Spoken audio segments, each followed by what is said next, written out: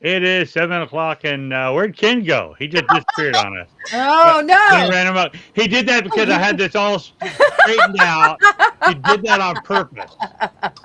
He did that Love on it. purpose. It's okay. His punishment is coming. Anyhow, His uh, punishment is coming. there's some dread there. I know. That's all right. That's all right. Uh, but that's okay. We all took a vote. He's the one who had to suffer through it. Anyhow, hi everybody. Welcome, Hi! Happy welcome to our muck world. birthday! Woohoo! I hope you didn't Yes. suffer too much trouble through the winter apocalypse that we had. Oh no! How many inches did you get? At somewhere around 8 inches, 9 inches here. Yeah, We only got like 6. of ice. It was. Oh. Ooh. It looked like snow, but it was ice. We got about 10 plus inches of powder. To say that Ooh, would yeah. have been nice. It was a lot of great. powder. You could just blow off the window. Yep. Yeah. Well, ours was like hard packed sleet. It's man. not like Tennessee got like an ice storm like we had back in Oh what yeah. we had bad ice storms here in 2000. Was it 2009 or something like that where it was just Frozone got out and just froze the place. But Yeah, we yeah, had 96 inches of ice. for all you wonderful what do we call them? Amokians. Amokians. Yes. I like it. I like it. All right. Amokians. Hopefully you didn't suffer too bad through this mess. What do we got coming up? We don't have anything really coming up. We got, I stayed in the entire it's time. it's gonna be kind of a boring year. It's Not gonna do anything. going to be a Whatever. busy year. I don't think We we're are doing going to be anything. representing this year, guys. We We're are. all We're gonna be over. everywhere. We're gonna be at OzCon in Missouri. We're going to be in New Orleans Okay. in Nolans. August. Nolans. We're going to be in New Orleans. It's going to be amazing because we're Nola. See, Patty Negri. okay. There you go. Whatever. It's been a while. It's been a while. People. And we're going to be No, at the thing is, Artemaeus. they're gonna see you and they're gonna go, "Oh, you're on A.M.O.K," and you're gonna go, "Yes, I know." Yes. You get it all the time. Yes. I want my autograph. I'm giving them away free today. Want an autograph? No, I did that. I did have one person at the Paragold sign the contract. last year. I thought he wanted a picture with my daughter because she had some kind of drawing or something she had. And he was like, "Oh, well, I wanted a picture with you." And I was like, Oh, "Oh, Watch That's your hands. okay, Oh. that's new." But it was Very actually cool. pretty interesting. Yeah, it is very cool. I love to meet people that want to talk about the paranormal and that are interested in the shows, and it's awesome to let them know what the shows are about and what we're all up to. So, yeah, it was fun. I do We that. got And whenever they come to everywhere. Arkansas all the time, they're I like, know "Oh yeah, Rhonda I've is already seen you working. on A.M.O.K. And I've Yeah, seen Rhonda's already working on this season's Arkansas Expo, and so I am we're already almost done doing with stuff. the promo." It's gonna be a good time. that's I'm exciting. looking forward to it. Yes. Well, I'll be up Well, in I will- Alton this weekend. Yeah, I'm gonna change up Oh. my what I'm talking about. So working on things like that. So it's gonna be fun. Oh, really? Ooh. Mhm. I've got like 7 or 8 presentations, and I always only do the one. And well, but anyhow, a lot of us do that anyway. But you say, Ken, you're gonna do something? Yeah, I'm going to be at the what's it called here? The Dead of Winter conference up in Alton with Troy Taylor's group this weekend. Yeah. Nice. That's awesome. Friday night, I think there's a storytelling or something, and then there's an investigation conference all day Saturday, and then another investigation Saturday night. So I'm excited. 2 places. I've been to one, but I've not been to the other one yet. So should be good. Should be fun. Yeah, right on. It is fun. Like I said, any event, and that's what's really terrible. If you've never gone, and I can't push it enough. If you've never gone to, if you only do ghost hunts, in the paranormal, you're really just kind of screwing yourself because Yeah, you're missing these out. types of events that you go to is where you get to meet wonderful people like me and Sean Right? and Tammy. Yeah. So face to face, it's great to see And us on this. we I know get you to love the meet show. Oh, you you. met up with And back away from the screen a little bit. You're making me kind of uncomfortable. But What? to actually see us face to face, all need to do that's wonderful. Yes. Because you'll see that we're exactly the same in person as we are on this show. We are big old Yeah. balls, so yeah. Yes, we are. No, We I love to know have we act fun. all.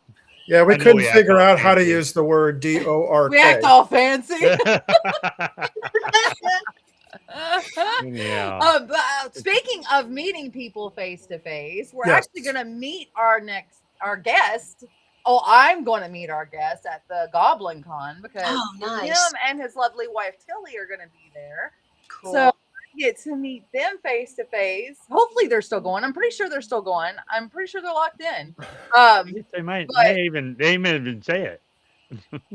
Well, I'm I'll find out from. Gobblecon too. Oh yeah, I'm Is there- sorry. is Ken is everybody- going with us. Is everybody? I'm a nobody, guys. I'm a nobody. I'm sorry. Ken, my awesome, fantabulous partner in crime is going to be there Oh as God! well. Now what does she want? If I could pull it Yeah. off, I would love to go to Goblin Con.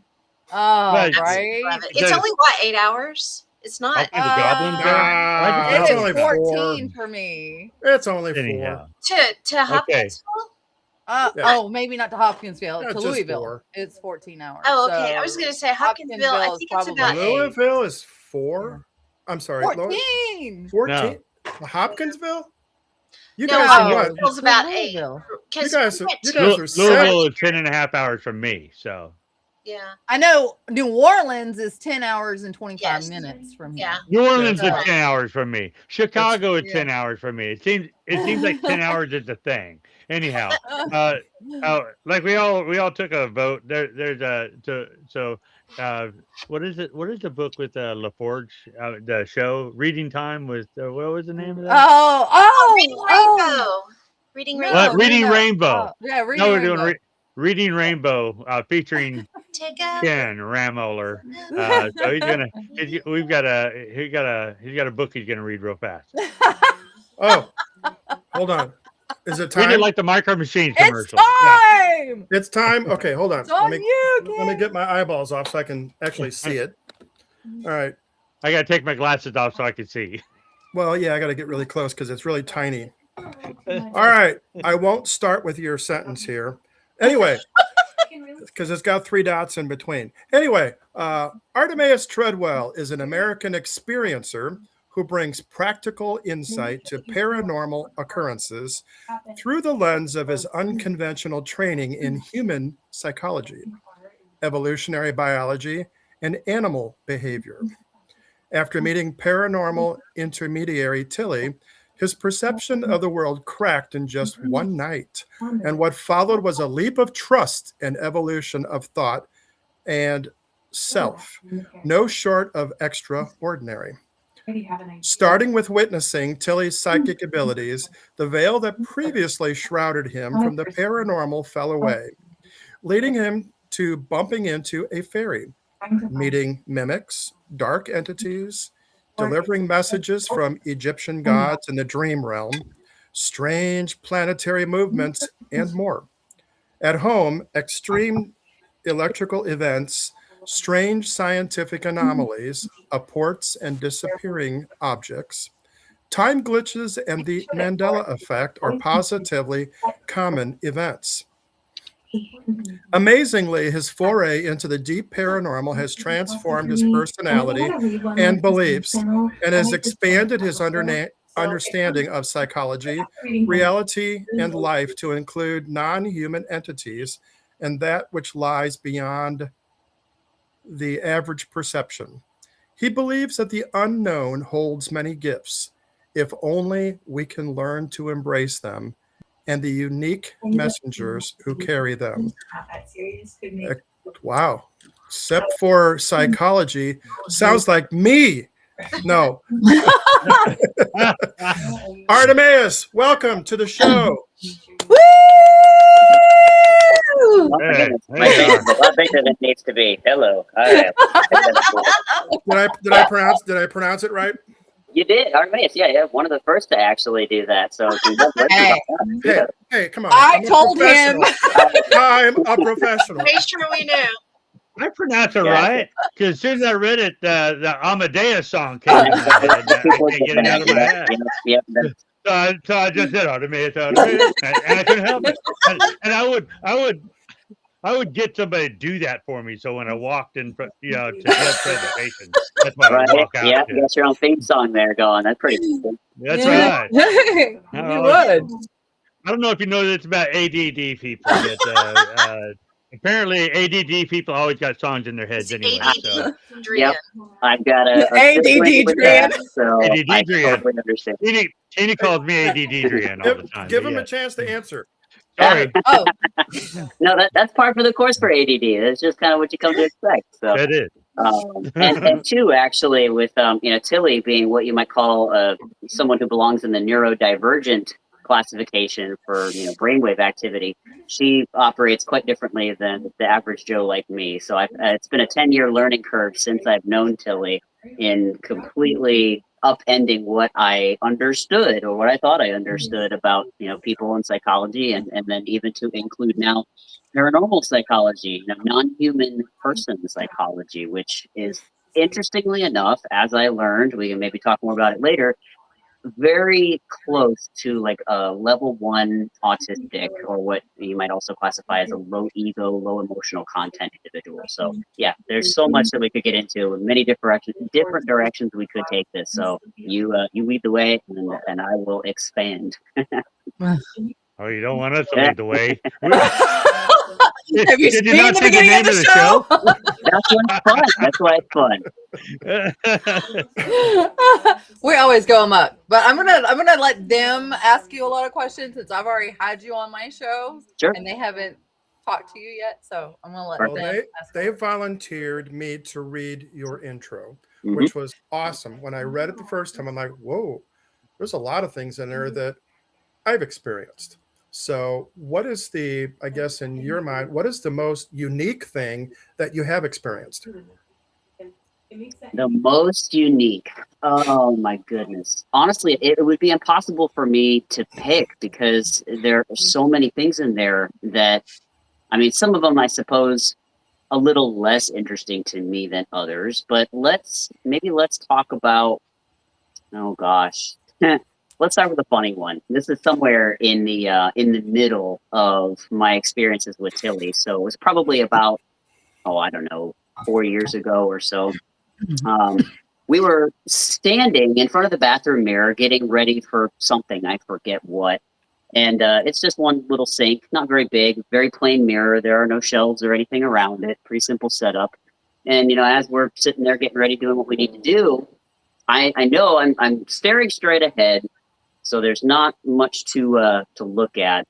And all of a sudden, so that hair tie, much like this, drops from right about my chest height and just lands on the sink, and it lands on the Wait, it countertop. just appeared there. And I know that because I can see everything around me, and that there's no shelves or anywhere that this thing could have possibly fallen from, because it was high contrast. It was a black hair tie on a white countertop that I very distinctly saw it fall from somewhere what looked like within the mirror. And one of those moments where when you see something and your brain doesn't have a pre-programmed for it, there's no, like, I've seen this before happen kind of thing. So you sit there for a minute, like an error 404 message on the computer, like, I don't know how to respond to this. Should I be afraid? Should I be excited? Like, what's even going on here? And I turned to Tilly and she goes, oh, I needed that. And just picked it up and proceeded to, finish doing what she was doing. And I'm still sitting there like, okay, I don't know what to think about this. And she just went about her day like it was positively normal for her. And, as the years have gone on, I've realized that these sorts of things are quite normal for her, but certainly not for somebody like me to not, we're not in a magic show. We're not sitting in a David Copperfield for something to just appear out of nowhere, just our average everyday life. And by that point, I mean, this, like I said, I'm fast forwarding through so much evolution that I've had because my response many years prior probably wouldn't have been anywhere near the same. I had been desensitized somewhat at that point. It really, it kind of tickled me because I at that point realized so much more is possible than I ever thought. And like I said, I was sort of primed for it to be more of a positive, enlightening experience. But humans, we're kind of skittery creatures, and if we haven't had exposure to the paranormal, or we hadn't believed in it prior to, there is this structure, or I should say, like a program. It's called the default mode network in the brain. That it's sort of what keeps the blinders on and keeps you in that autopilot mode and not really open to a lot of things. And oftentimes it also means that you're in a pretty precarious position of fight or flight, very easily tipped over into that response, which doesn't allow for you to be very curious. And that sort of curiosity is something that I have been able to cultivate. I've been able to learn through my exposure to Tilly, which has made, amongst a lot of other things, has made my life so much more pleasant, and my experience with the paranormal far less frightening. So, with what I do, now with Tilly, after what I've worked through for myself, is this whole post-disclosure world that we're living in, where most of us kind of, agree, okay, there's something going on here. How can we affect the quality of that? Because I think a lot of people still believe that most of these things are out of their control, and they might be a victim of circumstance. They don't quite understand what it is. And when we don't understand something, it is so easy to demonize it, be afraid of it, all of those things. So with my multiple experiences that I've had, and I'm so fortunate to have Tilly as essentially a guide in this way, that I'd like to bring these experiences to people to sort of help them improve the quality of those interactions and their relationships, not just with the paranormal, with non-human entities, but also amongst other human beings. Because learning these things, learning non-human psychology has amazingly, you wouldn't think, but it has done wonders for improving my own mental status and the relationships that I have. So no, it's kind of a big, arc to sort of circle everything around, but it's all related, I think. It is, yeah. Absolutely. So let's go back. Let's go backwards a little bit. That Mhm. was fascinating. Absolutely. But how did you get involved with all this? Have you always known that you were gifted? I'll put it that way. Or did it just evolve since you met Tilly? Yeah. What's kind of your background? Great question. So I started out probably like the average person going into academia. I thought that I wanted to go into veterinary medicine, like my background, evolutionary biology, animal sciences, that sort of thing. And I kind of had an inkling that there was something more, but it's one of those things where you go into basic, average academia, mainstream academia. That's what I should say. And most of those things are kind of poo-pooed. They don't really focus on that. But up to that point, I didn't have a ton of paranormal experience. I had a couple of clairvoyant dreams that I did validate with other people after the fact, but I just thought it's a kind of a one-off. I brushed it off, not really thinking anything of it. But then started to come around to watch tons of History Channel and Discovery Channel. Of course, if you're a biology or animal geek, you're going to watch those things. So they started playing Ancient Aliens, and that's when they're presenting this information, and I'm going, okay, now they're giving me good reason to believe that something else is going on here, a lot that's not talked about generally in mainstream academia. So it was shortly after, 2 years after I graduated college, that I entered the dating scene, and that's actually where I met Tilly. So we were our common thing that we got to talking about, the thing that enmeshed the two of us, was talking about Ancient Aliens. That was the icebreaker. And so I and Tim, actually, Tim Schwartz, while I'm thinking about it, is the publisher who does a lot of Tilly's books. He was on Ancient Aliens too, so we had that little bit in common. But we started talking about Ancient Aliens, and so the bio where I said that my perception, cracked in one night. I'll just put it out there pretty simply and honestly, because I think people would appreciate the candid nature of the admission. I had a lot of inner work to do. I, was military family, so if you can imagine, lots of stuff that you get, baggage that you got to work through, essentially. And I was not a very endearing person, charming person when Tilly met me, that's for sure. But bless her, she has this ability to see the potential in people, that soul essence that underneath all of the ego masking and the trauma and the garbage that we have here as human avatars, essentially. And so by the end of the date, the first date where I was no fun, she finally got frustrated with not getting anywhere with me, and I'm putting up a guard. I'm almost impossible, and a giant butt. And she decided to go ahead, and by the end of the night, I can only describe this the same way, and I wish I could come up with better words, but she reached in somewhere deep in this thick skull of mine and was telling me about my soul essence. I do not remember the words that she was using. I just remember the feeling that I was getting at that moment, which was, for the first time in my life, I had actually been seen. Not just, recognized and, hey, I know you kind of thing, but like on a level that is positively undescribable.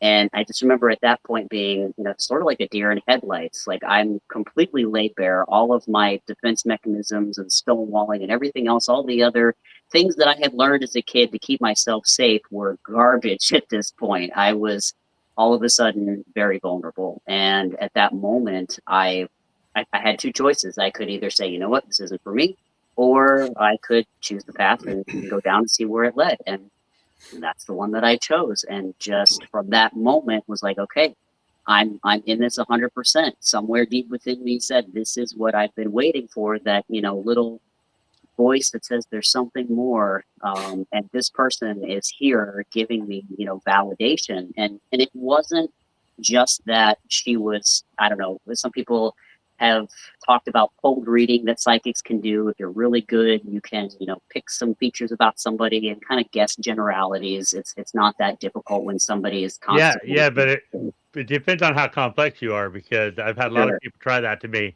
and I'm polite about it, but they've all been wrong.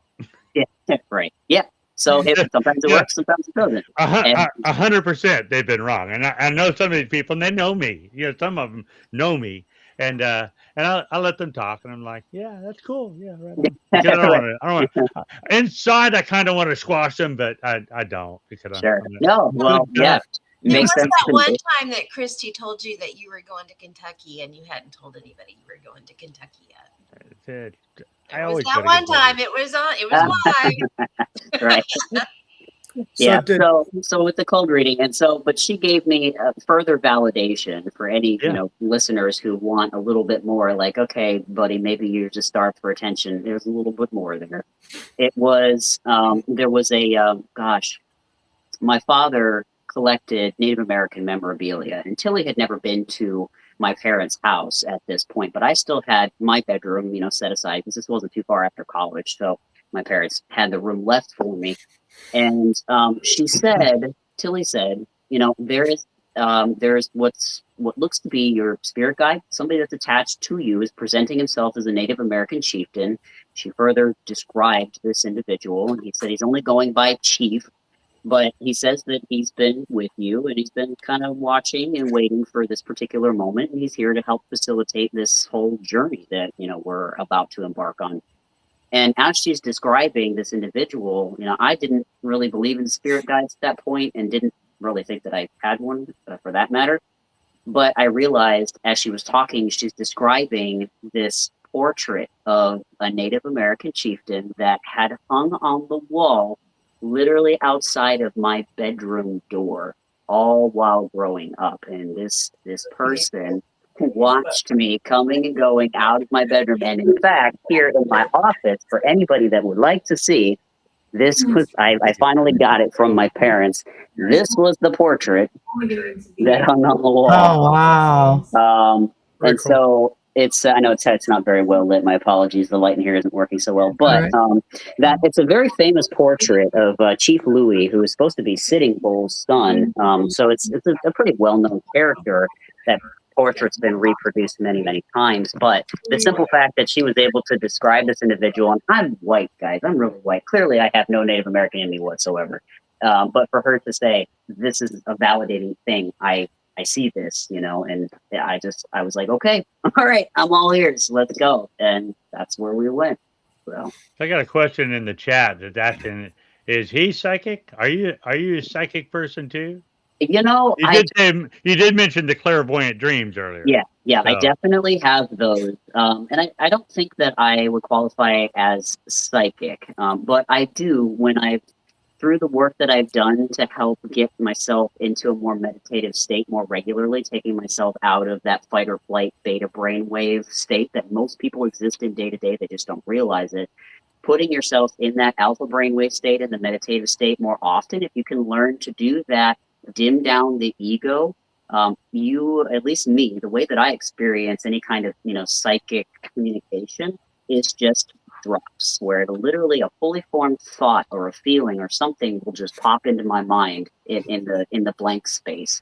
And, then I'll look to Tilly and I'll say, were you thinking about pizza just then? She's like, oh my God, yes, can I have pizza? Like, it'll be something like that. Or thinking about food, some form of food. Or yeah, she'll be reading something and the phrase will pop to mind and I'll say it and she'll, oh my gosh, yeah, I was just reading that. So like I can get little pips and pops here and there, but nothing on the order of magnitude that Tilly can get. So.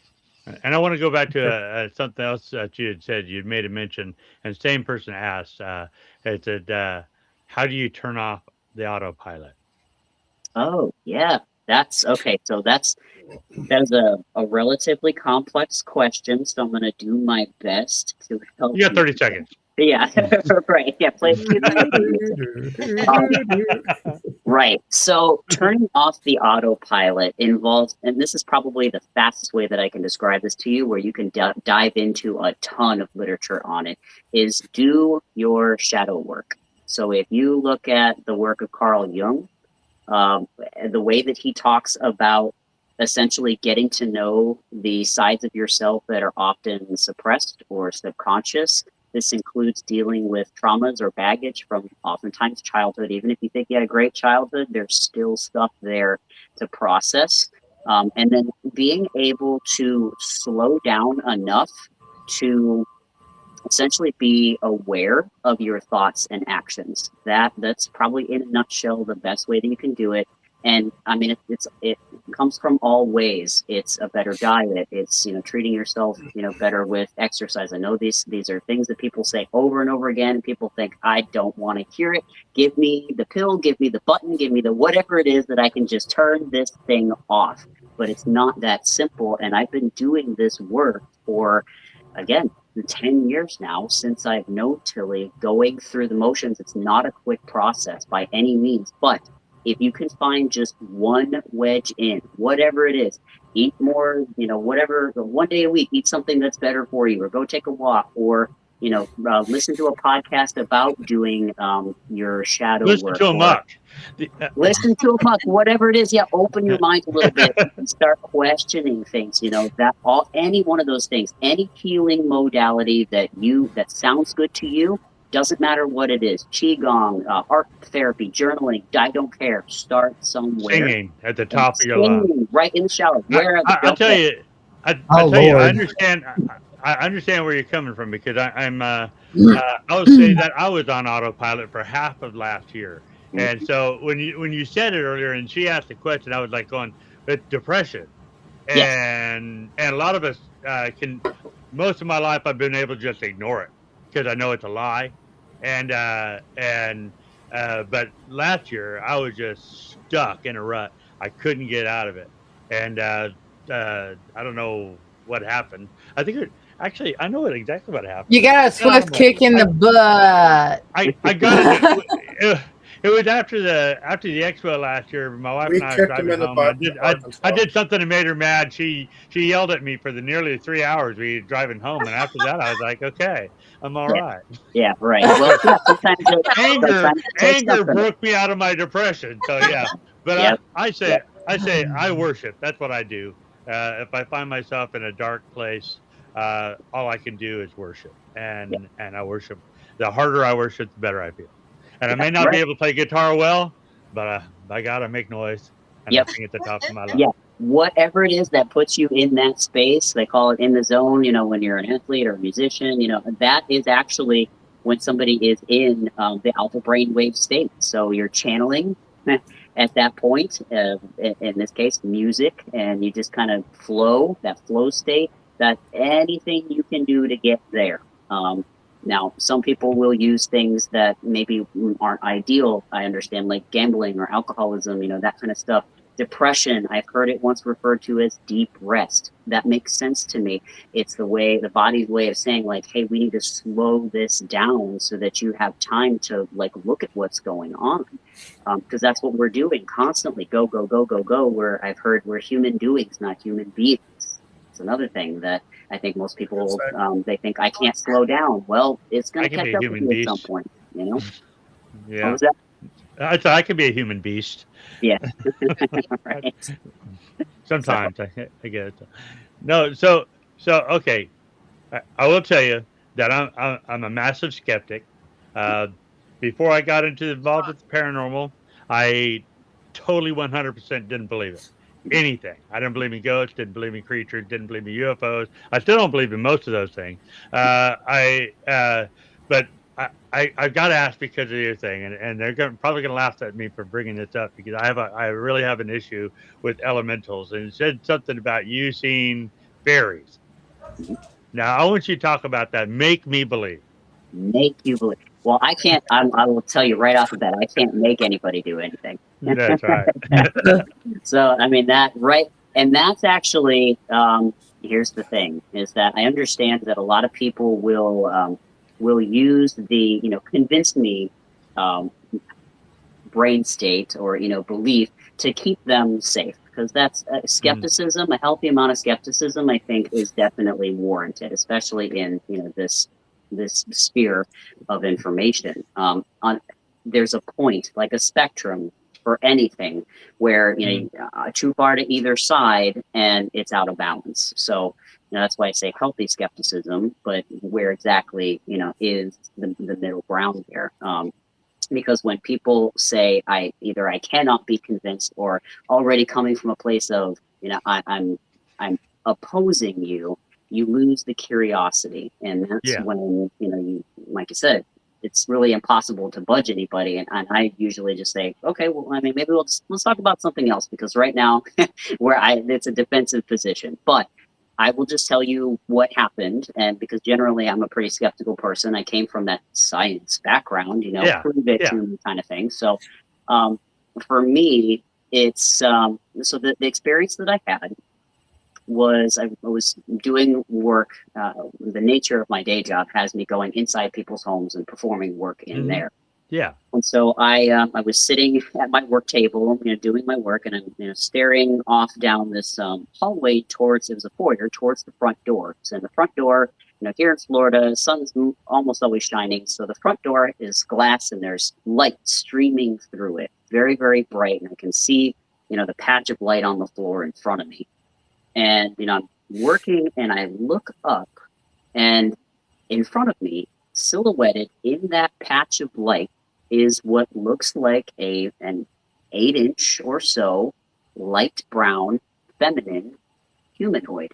And as soon as I saw it, it dipped underneath the couch. And that was, again, one of those moments where I'm working. I don't expect to see anything like that. And I stand there for a second, and then my brain kicks in like, oh, wait, let me look under the couch, because, there was absolutely nothing. There's no carpet or anything. And it's also, fully lit. And I look under, absolutely nothing. So I sit back and I'm, okay, I'm processing. Was there a dog toy? No, there are no children in this house. There's one person in his office, and the one thing that moves is on my table right now that I'm working on. So what could that possibly be? And I'm running through my mind. I'm like, okay, I had good sleep. I don't drink. I'm not on drugs. I am not dehydrated. I'm going through all these things, and nothing is explaining why I could have possibly seen that. So either it was a a complex Freudian manifestation of some, divine feminine figure, or I saw a fairy, which I'm going to say I saw a fairy because I don't. Here's the thing about me and my test for skepticism too. My benchmark. I purposefully do not do a lot of research into the paranormal because I want to avoid the confirmation bias as much as I possibly can. And that's something that you're just going to have to take my word for it, or your viewers are going to have to take my word for it, that I don't do that. Up to that point, the only small humanoid that I had ever heard of in my entire scientific career was not Homo sapiens, Florenziensis, Homo Florenziensis, which is, the pygmies, the pygmy people. And, that's still a, 3-4 foot individual. Much bigger than 8 inches. Yeah. Yeah. 9 inches, Yeah. right. And what's Homo Florenziensis doing in the middle of my client's room in Florida? Like, also, Exactly. so, like I said, that's the best. We are in Florida. I mean, Yeah. Right. Yeah, sure. So that's the best that I have. And I had not learned of these. What I came to understand later when I did the research was referred to as a brownie. So this little brown, figurine. Mhm. So and before that, I would have thought, no, that's not a thing. But after seeing it quite literally with my own eyes and doing as many, tests against it as I possibly could, that's the best explanation that I've got. So. No, I totally get it. My first paranormal experience was a crypto thing, and I've never seen anything like it since. And I tell people, and they give me the same look I give them, and they tell me stuff, and I'm like, I I can't make you believe, and so, but no, I totally get it. There's stories in around these parts of Native American spirits called little people. And there's lots of stories about them. I've never encountered them. Do I believe them? I believe in a lot of the Native American stuff. What are they? I don't know, but yeah, who knows what you saw? But that's funny. You said I'm not doing drugs. I didn't drink. I did. That's exactly what I did when I was driving. I stopped the car, saw this thing, and my wife and I went through all those things. But was there? It's coming from the movies. I mean, was there something? Did it spike my drink? Yeah.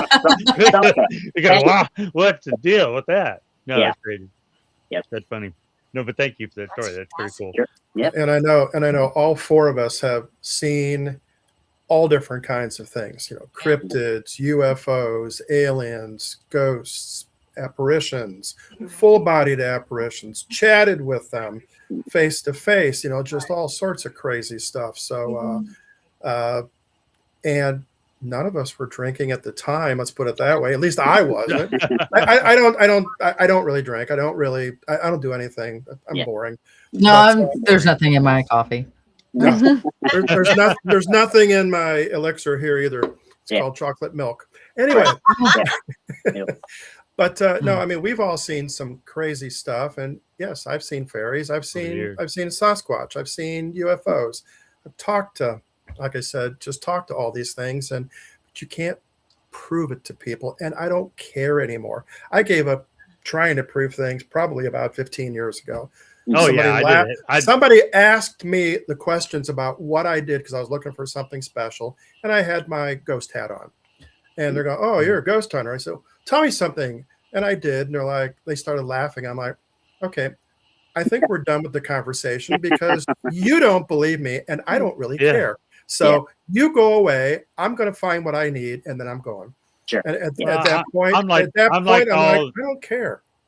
I'm like all the paranormal people. When you start the team, we're gonna get that wonderful evidence that's gonna make everybody believe. And I wasn't trying for fame. I just wanted that thing. And I presented some great evidence, and people like don't believe it. And I'm like, I wouldn't have believed it. Yeah, I've been before that moment. So I definitely when I stopped doing that. Yeah, I definitely need to speak to the fact, that people won't believe something. And so I am personally, Tilly and I both are personally of the belief that it would be, we call it animal abuse, but it would be inhumane to attempt to force everybody to believe or to understand this stuff. And you kind of have to think, you shouldn't have to think about it. I think about it as different levels of awareness. And, from my understanding with human psychology and the animal brain, so there's, 3 levels of brain. There's the reptilian brain, which is the one that's responsible for breathing and heart rate and all of your basic functions. You have the limbic brain, which is the emotional brain. They say the mammalian brain, which does your fight or flight and causes you the anxiety and the fear and contentment and other sorts of human recreational activity or animal recreational activities. And then you have the cortex, which is the higher thinking brain. Supposedly that we and apes and maybe some other mammals like killer whales might have in common.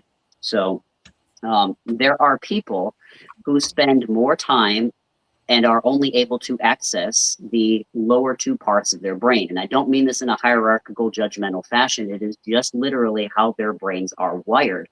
And as a result, the reasoning and logic and all of those things are less accessible to them. And if they were to be forced to deal with it, the ego, which is the portion, as they say, earth guide only, the portion that's just responsible for trying to keep you safe, is going to probably have a meltdown, because to realize that there is something bigger than them, you're not the top of the food chain, is an absolute overload on their nervous system and would be, as we call it, animal I know abuse. those people. It would be very scary, which is why, careful introduction, from what I've had, has been the best way into this. And otherwise, the people that just get a flashbang, experience into something that wholly terrifies them, a lot of their life can be dominated by this fear of their experience. So I only am interested in presenting the information for people who would like to hear it and who are potentially ready for it, who are in that brainwave state. And again, learning meditation and learning how to recognize the ego and keep it in check. I'm not saying kill it. I don't subscribe to that either. I don't think that that's helpful. It's just awareness and recognition and conscious, what's the word about management? There's the word I'm looking for of it. That's it. It's a relationship. You have two entities essentially inside you, this very, very basic programming and what we would call, the higher self, the soul. So the negotiation between those is the healthy balance that I advocate for. So the people that, laugh off the experiences, okay, man, I hope that, you have a great life and that your experiences with the paranormal are never terrifying and that someday maybe it'll be different, but to each their own, essentially. That's it. To further that point, Mine's not a conversation. It's more of a battle between the two precisely sides of the yeah. brain. Yeah, it's like 2 magnets, of the same polarity. They're going to, and the vibrations. If everything is a vibration, that there are weapons of auditory nature that at a certain vibration, they will literally make you sick, or they can cause, severe heat reactions. They can kill you essentially with vibration only. So it would stand to reason that people who are on certain mental vibrations, soul vibrations, will repel each other naturally because they are just not compatible. And there's nothing, bad, quote unquote, to say about that. It just is. And, Tilly, her brainwave state, this is something, if we have a minute, I could talk about it, because this was a fascinating revelation that we got at a convention we went to, full disclosure now, last summer in St. Pete Beach. If I have a minute to talk about it, I don't want to commandeer your show. No, this show is about you. Yes. No, it's all about you. Oh, my ego. Take it away.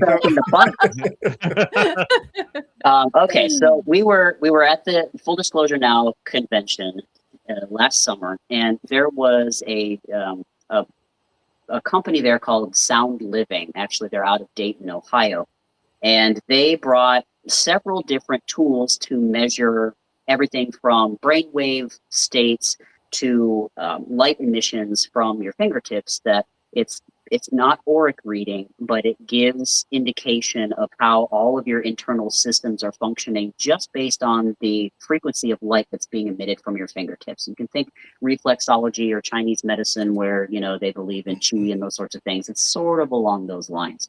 But we decided we did all of the experiments that they had to offer. But I think probably one of the more interesting ones as far as brainwaves are concerned was where Tilly and I agreed to have our brainwaves measured for 15 minutes.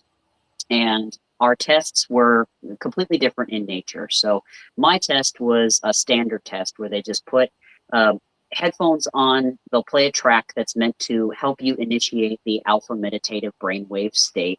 And they'll measure you 15 minutes with that track on. They'll have you close your eyes and put a mask on. So you're supposed to be in some sort of sensory deprivation. And the band that measures these brain waves is sitting, right here on your head.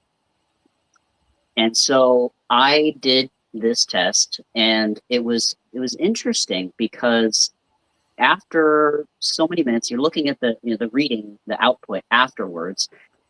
After so many minutes, you could literally see that I was running a little bit of beta brainwave, but at a point I hit alpha, so it spiked. And what I learned for myself was that, and this kind of goes back to a little bit of healing modalities, is that for me, the sound, and I'm actually getting the feeling right now, the sound of drums initiates my alpha meditation, which, duh, oh my gosh, makes sense. Okay. Shamanic drumming, like, hello, this has been a thing for a long, long time. So that works for me. I know that healing modality works for me, just listening to the sound of the steady drum beat. So we saw the alpha, we saw the little bit of beta, which is what you might call your fight or flight response, or the ego chatter, the mental chatter that a lot of people have, not everybody. And then I was also running some theta, which was cool. And for anybody that isn't familiar, basic brainwave states, I'll give you the, brain neurochemistry or neuroscience dummies for 101. It's alpha, beta, theta, delta. There is gamma and some others, but those are the four common ones. Alpha, meditation; beta, high and beta low are your autopilot, ego, brain, fight or flight. Theta is your twilight. So, when you're getting light sedation, essentially, or between sleep and awake. And then delta is deep sleep. So obviously I'm not running any delta while I'm doing this meditation. I'm not sleeping. So, the measurements that I got made sense. And then Tilly had her turn, but for her to kind of just test things out a little bit, because she's always said that, the way that her brain works is just so different from everybody else when she compares notes with what people say their experience is, that she's often felt like she is living in, two different realities at the same time. She's straddling worlds, essentially. And so when she did her test, the person administering the test did not put earphones on her, did not put a blindfold on her, and instead decided to just talk to her, throughout the whole 15-minute session. And when the session was up, we looked at the measurements, and Paul was the guy's name. He was absolutely dumbfounded because he said, "You are running entirely, simultaneously, alpha, delta, and theta, which should not be possible for somebody that is conscious." Delta, remember, is deep sleep. That's what we get in the dream realm, right? Mm-hmm. But she was running no beta whatsoever. The ego was not present. Ego had left the chat, not there. And she was running the alpha, theta, and delta while completely coherent and holding a conversation with all this other input going on too. So that was sort of a breakthrough moment, the proof that, we had been looking for, something to show that, she's not just blowing smoke and lucky guesses and whatever it is. She's actually experiencing something on a, neurochemical level that at least me and anybody like me is not experiencing. And it makes a whole lot of sense when she has these abilities to listen to, speak to, see things that the average person is completely unprivy to, that because she is on this vibration, think of it like a radio tuner, she is able to see all those things at the same time. That, we, with our brains, the average brain, we're just not tuned into. We can get practice with it with meditation. I know there are places like the Monroe Institute, and I'm sure completely unnamed government facilities that are delving into all this kind of stuff. But, some practice can go a long way to getting you a little bit there. But also genetics play a very large portion in this, the way that somebody is just hardwired. But you can also have that sporadically too, correct? I mean, if what I'm hearing about hers was that she was able to communicate, but at the same time, she was able to envision things as if she was in deep sleep. Is that kind of what you're saying? Because I've had that experience. Yeah, it's not. I mean, I see where you're coming from, but it's not quite the same. Think about Okay. it like have you seen those heads up dash on the newer cars, or any kind of gosh, even video games where on the windshield it's Yes. displayed like right up like a hologram almost. Oh, okay. That's what she's experiencing. So it's like a multiple overlays of of visual, auditory. It's it's not. It's a literally seeing that she's doing rather than imagining. If that makes Receiving any a sense. whole lot more. Well, I'm actually was Yeah, seeing too, but mostly things in the past. So, but anyway, Yeah. but it sounds like it's similar, but not quite the same thing. Right. And Yeah. but it's still cool, Sure. when it does happen. But Mhm. it was kind of interesting when you started talking about vibrations. 5 minutes before that, I wrote down, do vibrational levels, that term, have anything to do with what we're talking about? And then, boom, you popped right in there. So I guess I got mental telepathy too. There you go. Right. There you go. Yep. Yeah, No, you could be Did a picking up on podcast some. last night on the GATE program and talked a lot about Monroe Institute and stuff. So that's really cool. Mhm. Fascinating. Yeah, definitely Yeah. more things. Hmm. no, this Oh my goodness. has been absolutely fascinating. I could talk. You could for- have more than one show with him. Yeah, And for tell sure. us. We'll have to have you back. could talk for a couple hours about this stuff. This is Oh, this yeah. is pretty fascinating. So Definitely. Yep. There's so No. much to go Yeah. through. And 2 hours. I've been on shows that are 2 and 3 hours, and still it's like just barely squeezing in everything that's got yeah. to be said. So, and more is always Yeah. happening. So I I'd do love have to see the show going on longer. It's pretty interesting. It's It is. cool stuff. He has had a experience, you guys, where it was a shadow figure that came out of the mirror. yeah, that Would would you like Out to of the tell mirror? that? yeah. Yeah. I can power through this one real quick if you want me to tell that story. Absolutely. Yeah. So this many of my experiences also happen in the dream realm, which, as we've just talked about, with brainwave states being in the delta, that's another vibration where some of these entities have a much easier time accessing us in a way that we can perceive. So, people might think that dreams are just, the brain dumping garbage. And sometimes I do believe that that's what it is. A lot of things can be happening in that state. It's not just a, one size fits all. One thing is always happening in there. So, but yeah, this was the only wholly terrifying and negative experience that I have ever had with paranormal entities. And since that experience, things have been so much better because I had a little bit more improvement to do, a little more inner work to do, which, in the state that I was in at that time made me vulnerable to that kind of thing, but I took responsibility for it and we don't have that problem anymore. But backing it up a little bit. So in this experience that I had, I'm what I think is I'm in a theta state where I'm not quite asleep, not quite awake, and I'm sitting up in bed and I'm staring straight ahead, and on the wall to my left is just a small mirror, square mirror, maybe 8x8. Hardly enough to be useful for anything, but looking at your face directly. So it's sitting on the wall next to me, and because I'm staring straight ahead, I know if anything's going to pass in front of me that I'll be able to see it. But out of my periphery, out of the corner of my eye, I can actually see something move in the mirror. And at that particular moment, this is when your reptilian brain, your limbic brain goes, because you're looking right ahead. There's nothing in front of you, and yet something in that mirror is moving. And all the hairs on the back of my neck stood up, and all of a sudden I'm in fight or flight, and something's not right, and this doesn't make sense. And okay, I'm going to turn to face this because it would probably be smart. And I look over, and this all happened very, very quickly, coming head first through the mirror, and it hardly fits its head through the mirror, is something very, very large and very, very dark. And as this is happening, I had absolutely no control over my faculties. All of a sudden, I felt like just the pure vibration of sheer terror. And I've lived a good life. Even though I had a Marine for a father, I've never really been in fear for my life. It's been good so far.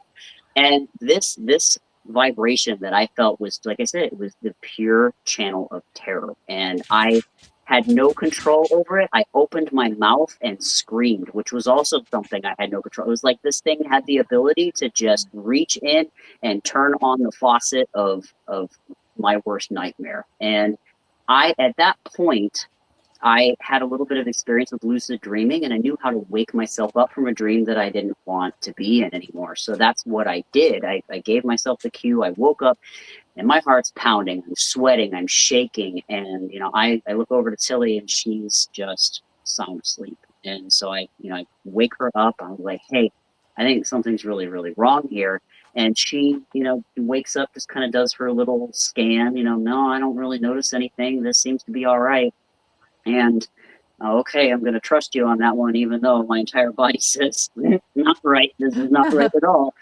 But I managed to go to work, and she told me later that after I left for work, she invited whatever caused this situation over to talk, to see what was going on, because that is her nature, is to just cooperate and find out, what's going on. And so apparently this entity had, Tilly had been having a conversation with a colleague of hers about this particular phenomenon, and this entity did not appreciate that sort of discussion. And because Tilly was not on a vibration that was reachable from this entity, I was the next closest message giver, essentially, for this. So I was serving essentially as a messenger here. And so she, like all NHPs, they are very cooperative, very by the rule, and they come to the table looking to find the deal that's going to work for everybody mutually. So there were 3 rules that were discussed. As long as those 3 rules were followed, Tilly said, I'm so sorry, I didn't mean to do that. Let's do these things and you'll never have a problem again. So these 3 rules were to be followed and no problem. And that's how NHP, non-human people, work, very contractually, which a whole other episode we can talk about how that applies to humans in general.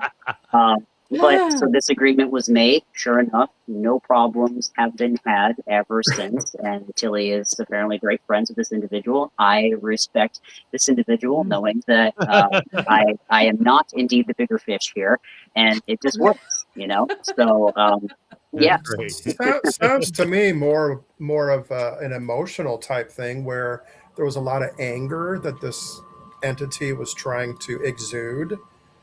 Is that fair to say something like that? Was it more of an attitudinal thing, or It's so when we talk about emotions like anger and attitude and that kind of thing, those are all associated with ego, and NHP don't have that. It's more of a if this then that. It's performative. It's okay, this part of the contract was violated, whether or not you understood it or you knew, it doesn't matter. You violated the contract. The NHP is going to say, hey, you did this, and here's the consequence. It is completely unemotional, which is hard for us to understand, because if we were to think, oh, I'm going to get revenge on somebody and I'm going to scare the crap out of them, it had nothing to do with that. It just happened to be that going through me in this way was the most effective message channel. It could have been, sure, any other way, but it was not personal, if that makes any sense. okay? Yeah. It's hard for us to kind of grasp that, but that's all that it was. Yes. So NHP. He was using Artemaeus to get to Tilly. Yeah. Yeah, that's what I figured. So Okay, you were the middleman. I was the middleman. Yeah. you were the messenger. Don't kill the messenger, right? Yeah, There you right. go. That's probably where that came from. Yeah. And there's another story that I have. I don't know if we have time for it, but I acted as a messenger in a much more positive light as a result of me handling the situation the way that I did, with grace and humility. Like, yeah, I basically just had this knot scared out of me, and my body's I've aged 10 years as a result. But we're all eternal beings. Whatever, it's fine. 10 years off the human avatar. Who cares? I was, I think, rewarded a couple of years later with being given the opportunity to be a messenger in a far more pleasant, actually, it was awesome experience that I had. But if we don't have time for it, I won't share it. You tell me. Go for it. Tell you what, Go Tell for you it. what, All right. we got, Or don't go for it. Oh God. we'll give a whole 5 more minutes because we're at the end of the Okay. show. But I All want to right. hear, All right. but I want to hear this. You've got my interest, which is actually Okay. Yes. hard to do. That's Sure. rare. I know there. Good. I'm a good storyteller.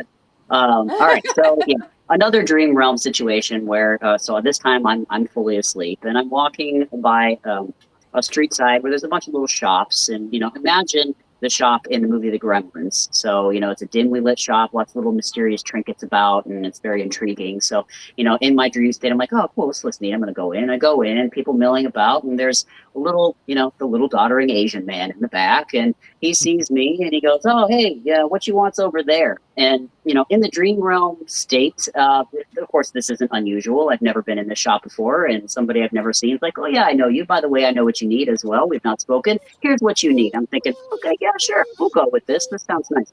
How dreams And work. so I look over and it's a brick wall. It doesn't look like much of anything, but I know I looked puzzled and he said, no, around there. And I lean around and sure enough, the wall is actually set kind of like an optical illusion where if you just look around, there's actually a way to get around that wall and go down, down, down, down. So there's a set of stairs that goes deep down and, here we are, esoteric messages travel into the belly of the beast. And so I go down these steps and it opens up into this giant theater filming something that has Egyptian gods, goddesses, and priests inside a temple, torches on the wall, that kind of thing. Look deep. So I'm like, all right, sit down at the back of the theater. I don't want to be obtrusive. And on the screen walks the crocodile-headed god. And I didn't know who this was. I didn't know a ton about Egyptian mythology at that point. But he walks onto the screen, and after he talks to the priests and priestesses for a second or two, he turns to face the audience and then proceeds to step through the screen and start walking down the aisle. And now, at the front of the theater, he's massive, right? He's the size of the screen. But as he's coming down the aisle back towards me, he's shrinking down to a more, perhaps less threatening size, as if a crocodile-headed god stepping through a movie screen isn't, threatening enough. So I'm sitting there and he's approaching me and I'm not getting alarmed or anything, but I notice as I'm looking at him that he is the most handsome, incredible looking thing I think I've ever seen in a high definition that we do not have here on this planet. Even the best OLED screens do not compare to what I was seeing with him. All the colors, the depth, the richness, I could see, every pore, the teeth, his robes, everything that he was wearing was just absolutely stunning. He was so cool. And he just starts talking to me like I'm just the dude next to him sitting on the bus, like a casual conversation. And also, this is not alarming me. I'm thinking, wow, this is really cool. I wish, we could do this more often. Let's have lunch next week. But so he starts talking to me and he's delivering a message because he's not talking for me. He's talking, or rather, he's not talking to me. He's talking for me to give a message. And he says, let her know everything's going to be okay. I know it doesn't look good right now, but she's done a great job. And, you'll figure it out because better is coming. It was a dead end here, but that's all right. We'll move forward. And so I don't know what he's talking about at all, but I wake up from the dream and I got to tell Tilly and she goes, okay, that makes sense. I haven't said anything to you yet, but the work that I'm doing on my YouTube channel, I'm just not getting the reception that I thought that I would, this message of love and light and helping everybody. I'm getting some very inappropriate propositions from people, mails a certain way from certain big name media companies that say, tell this message, it will pay you good if you tell this message, but you're not allowed to say what you want to say. And I'm just getting really discouraged and I don't know how to get around this. I feel like I failed what I've come here to help with. And me coming along at this point, Mr. Ego himself that had worked through a whole lot of garbage up to that point, I speak narcissism and ego incredibly well. And she knows this and she doesn't speak that at all. That's not her language, even though she's been living on this planet for 30 some odd years. It just doesn't come naturally to her. It's not her psychology. It's not her neurochemistry, but it is what I have been born into and I have been awash in since birth. So now that I have done the work to understand where she's coming from, and I also have this ability with, evolutionary biology, human psychology, ego, inner shadow work, having done that, I can merge the two now and be able to tell her, like, when is this a good time?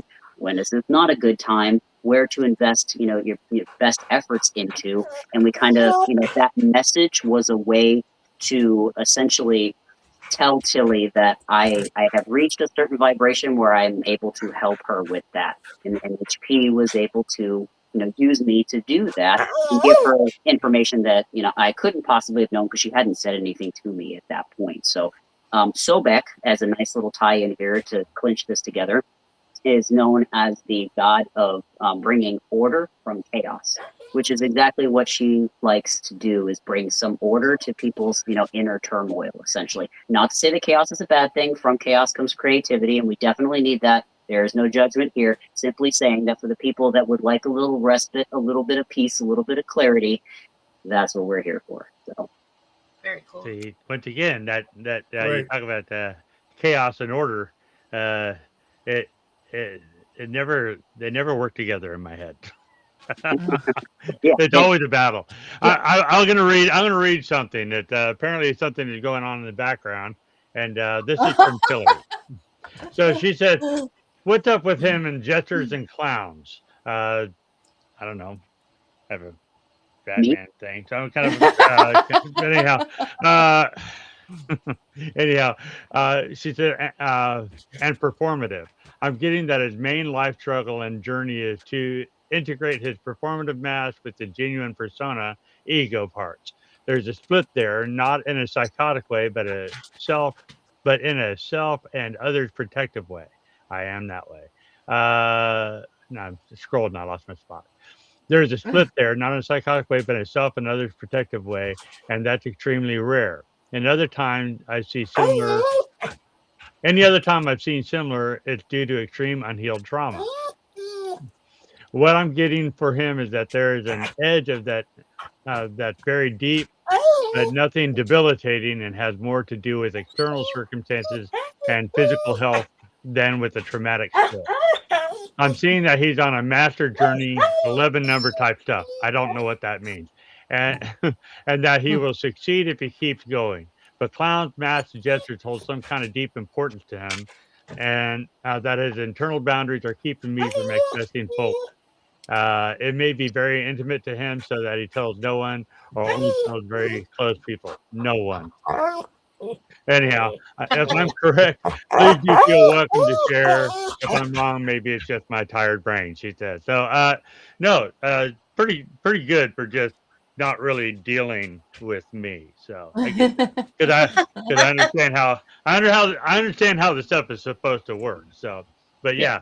Well, you do like laughter. Laughter is like great for you, and you like to make people laugh. Well, that's my thing with clowns. I don't like clowns, and so therefore I don't like myself, because but we love you. But a lot of times I hide my real feelings behind a joke, behind Well, a and smile, that's clowns. Yeah, clowns are very they mask all that. Clown behavior. Well, that's why sticking with the Batman theme. Yeah, you have Batman and the Joker, but they're basically the same, which is the character they made, the Batman who laughs, which is more like me. Well, maybe I'm wondering if maybe like becoming the clown would be your way of accessing that higher vibration. We were talking about healing modalities before, not necessarily masking yourself, but kind of expressing yourself in that way, because like you said, laughter. I can't take Zoloft. So yeah. That's why I can't take it. It'd be bad. It'd be bad for the world. No, but anyhow, I'll say just that was pretty good. I like that. For that little bit that she wrote out there is closer than anybody's ever come, because usually they see the mask. Sure. They don't see underneath it. Of course. So yeah. I've been sitting there right on the verge of tears talking to somebody, and they say, "You're such a joyful person." I'm like, yeah. Yeah, it's funny you should say that, because I actually there are people. Oh gosh, that is a feature of ADD and types of autism where, you know, the facial expressions do not match the internal landscape. I mean, it can be a I am forceful an excellent masking thing. driver. We do have the customer service voice. You know, we can all do, well, not we can all, a lot of people do that. They're 40 day-to-day, years but as a medic, I have to be able to turn that on. okay, It doesn't matter what's going on. there you go. I've got Right. to be, yeah. Yeah. So yeah, that's oh gosh, I lost my train of thought there. But you know, yeah. So it's don't match. Yeah, I'm not on the spectrum at all, but I have a feature where I I will sometimes laugh very, very hard to the point where it's like a fainting goat kind of thing when I'm in a lot of pain or discomfort. So which, you know, is a weird thing. You wouldn't think people, you know, scream or cry or whatever, but like I am so ticklish that it is deadly. And my wife knows this. She can literally get me to do anything just by like, you know, showing the finger at me. But The finger at you. but yeah, I'll Wow. laugh and she's like, I think you're having fun. I'm like, no, please just listen to me. I know it looks like I'm having fun, but I am literally being tortured right now. This is not good. So yeah, This is from my wife. He's a very angry person. that jokes a lot. Sure. Yeah. You talk about laughing. I used to laugh when I got in fights in high school. Yeah. Mm-hmm. Oh my God. I would be laughing during the fight. Yeah. So, yep. anyhow, that makes sense. I understand that. But I'm much better now. Why so? Okay, what do you got? What do you got coming? What do you got coming up? Time to plug yourself in anything you're doing. Yeah, sure. So one of the biggest things right now is you know, while we are organizing conventions to go to this upcoming year, of course, yeah, we are trying very hard to make it to GoblinCon. I know that they're currently having some trouble right now with their website and getting everybody in and organized. So we're just waiting in the wings to hear about that. But we are also going to the Cleveland Paracon, which is in September. And then we're hoping to do MadCon, which is up there as well in October. So those, and then if we at all possible can, Contact in the Desert in May would be awesome, but I don't know if we're going to make that one this year. But at least in the meanwhile, we have Tilly's Facebook page, Tilly Treadwell, where she is launching her brand, I guess you could say, called Intermediary Arts, where she has holy essences and perfumes to use for a type of channeling aromatherapy or just general, you know, soul essence kind of stuff. She also has candles that are beeswax and made from the same essences so that as you burn them, it's meant to help cleanse and purify. Oh gosh, all the things that she's got going on. Books, she is always writing pieces with Tim Schwartz of Zontar Press from Ancient Aliens. So she's got books that are coming out. Her most recent one, Tales from Grit. She's got another one coming out this year. Oh, yep, there you go. Yep, Tales from Grit that Shaw's holding up. Where do we find these books? These books. What was that? Where do we find these books? Oh, the books, you can, well, they are on Amazon, but she will be advertising all of them on Facebook. She's got another series called The Cat Knew, for anybody that may or may not have heard of the series The Cat Who books. It's kind of like a whodunit, paranormal, murder mystery kind of thing. So she's dabbling in a lot of stuff. And then, of course, there's me just along for the guardianship and the grunt work. So Might have to have you at Little Rock. That'd be kind of fun. That'd be cool. Yeah. That would be fun. We are always open to invites. I mean, like I said, send Tilly, well, Shaw knows how to get us and you knows how to get us too. Send us all the invites and, you know, we will do whatever we can to make the events. If not this year, then definitely in the years moving forward. So we're getting out there. I did post the link to Tilly's Facebook into the YouTube channel and the Twitch channel, you guys. So awesome. Thank you. Yep. Intermediary Arts. That's that'll be her brand that she's working everything under. So very cool. That's most excellent. It was a great show. I always get mad. I knew y'all liked him. He lets it go along, and I'm like, I almost made this keep going, but Will Trent is on, and I got to go down there and watch that. So don't go nowhere. I'm going to throw you back to the green room, and we're gonna talk a little bit, and then we're gonna talk to you again after the show. So don't go nowhere. Sounds good. Thank you for coming so on. much. Thank you. yes, Well, there you go. That was a great show. I knew y'all liked him. that. I knew y'all liked him. Yeah. Love it. Yeah. I was ready to not like him, but I kind of do. I kind of like him, so figure that out. No, it's all right. What do we got? What do we got next week? We have another one? Next week we have Shelly Beard. Shelly. This Yeah, we know weekend we Shelley. were supposed to have Eric, but that has been canceled. That's not until the 20th. So Shelly Beard is the 10th, and then we have Jill Shelley. Oh wow, Jill Shelley the 17th. Keeping us away from the grab bag. So anything to keep us away from that, we're good. That's a threat to all you people. Oh, Tina liked him too. Yay. Oh. Oh. Wow. I just went up close. You just Pam pulled a Ken. All right. That's all. Bye, everybody. That's all, folks. have a great week. Bye. See y'all next week. It's supposed to go. Bye. Leo.